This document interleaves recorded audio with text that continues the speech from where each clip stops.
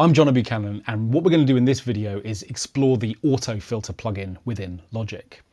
What I've got here is a track which is shaping up quite nicely. I'm concentrating on the second half of it for now, and what I want to do is just to further enhance it with a beat loop, and I've actually found one that I quite like within the Apple Loops library. It's too busy, but I think it's got something about it which we could use. Here's the track without that loop.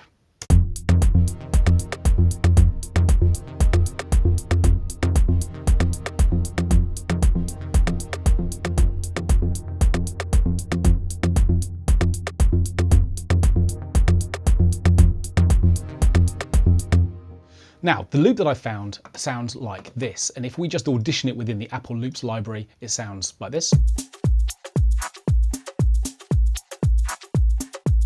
Okay, so it's kind of too busy, and if we just drag it onto the main page area over here, Logic will create a track for it, and its busyness, its over business, I think will become even more apparent in the context of the piece. What I'm doing here is just repeating it using Command and R just to repeat it so that it plays every couple of bars through this sequence, and then we can get rid of the Apple Loops library altogether. Here's how the loop sounds raw.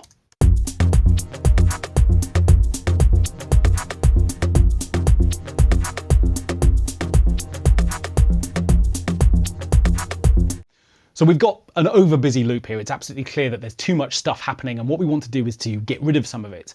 Now, actually, I quite like all the shuffle and all of the groove that's in the loop. So I kind of want to retain all of those individual transient markers, but I just don't want this loop to be as present. And one nice way to do that, exactly that, would be to work with the AutoFilter.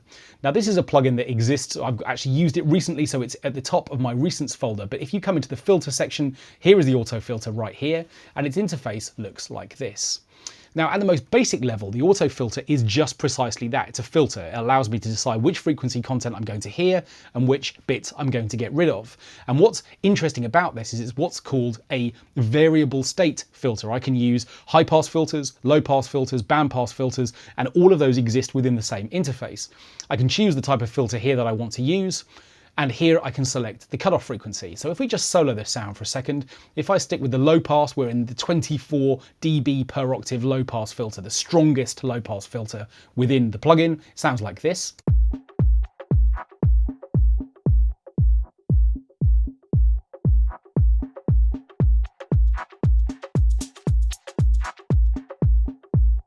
And as I adjust the cutoff point, you can hear those frequencies being introduced and then being taken away. Equally, we could select the bandpass filter.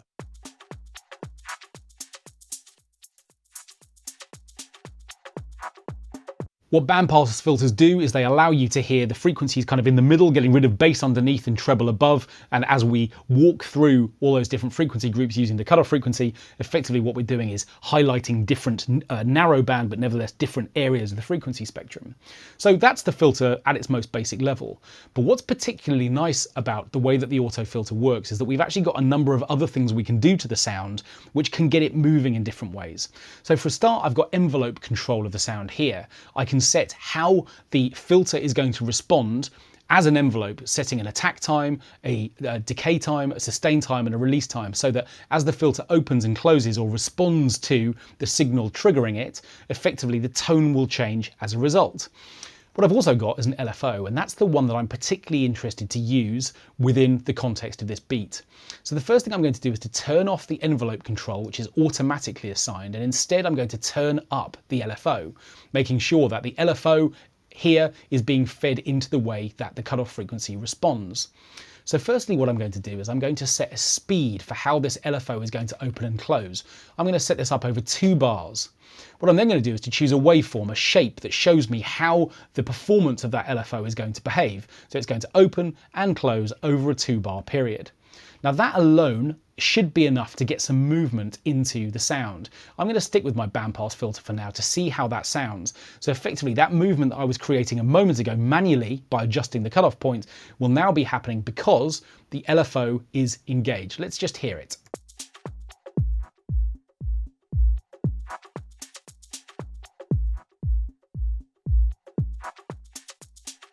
Now that's working quite nicely, but actually there's a little bit too much of the low end in this at the moment because the cutoff frequency is too low for my taste. I'm kind of more interested in the sort of crispiness at the top end of this loop.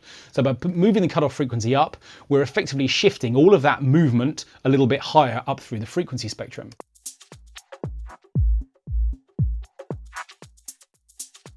And to make it fizzier still, I'm actually going to dial in a little bit of resonance just to give the sound a little bit of extra edge.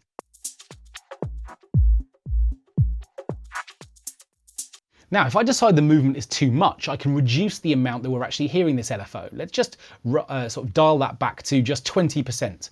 So effectively, we're still going to have that effect, it's just not going to be as wide.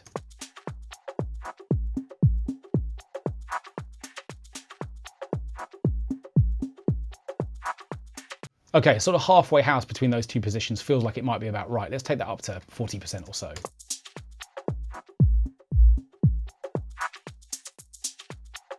Okay, that's nice. Let's just put that in with the rest of the track and see how that's sounding.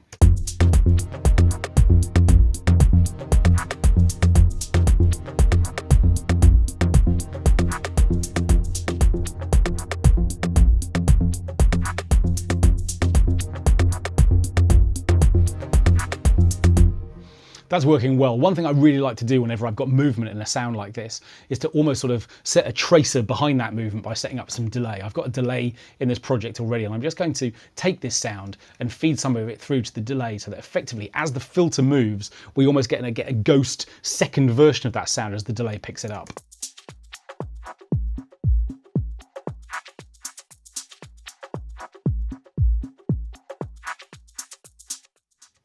That's nice, it's kind of just smearing the response of the way that that sounds. So we've taken our really busy loop and what we've done is we've applied auto filtering to it. As we begin to see from this auto filter sort of experiment, the amazing thing about this plugin is it allows us to work with filtering in a number of ways, not just to set up a sort of static cutoff point and resonance point, but also to start getting movement into a sound, either by using the envelope or by using the LFO or by using both. We can actually assign both at the same time. There's also a distortion unit within this filter as well, allowing us to take the sound on another step as well. So it's definitely worth checking out the way that the auto filter works because you can see the effect that it has within the context of a piece like this.